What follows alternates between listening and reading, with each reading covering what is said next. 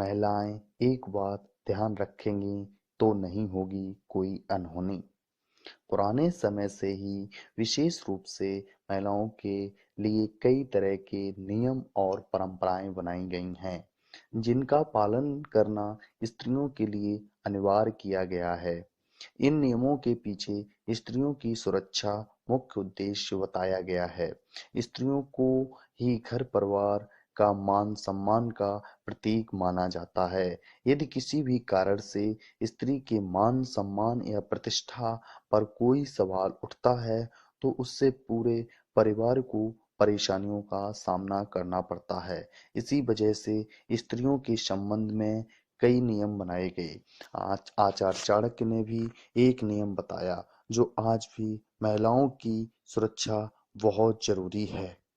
आचार्य कहते हैं कि किन परिस्थितियों में पेड़ पौधे महिला और कोई राजा नष्ट हो सकता है, अतः इन स्थितियों से हमें बचकर रहना चाहिए।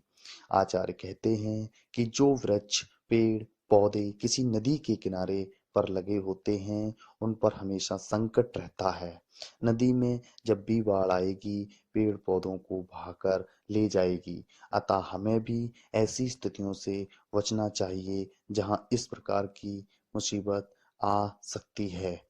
इसी प्रकार जो स्त्रियां पराये घर में रहती हैं उनका जीवन भी सदैव संकट में ही रहता है। स्त्रियों को केवल अपने माता पिता पति के यहाँ ही रहना चाहिए। इसके अलावा विशेष परिस्थितियों में वे अपने विश्वसनीय रिश्तेदार के यहाँ भी रह सकती हैं, लेकिन पराये घर में रहना उनके लिए दुखों का कारण बन सकता है।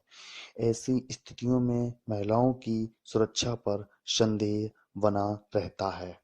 चाणक्य कहते हैं कि जिस राज्य के राजा का कोई मंत्री या सलाहकार नहीं है वह बहुत ही जल्द नष्ट हो जाता है। राजा मंत्रियों की सलाह के बिना राज्य पर शासन नहीं कर सकता।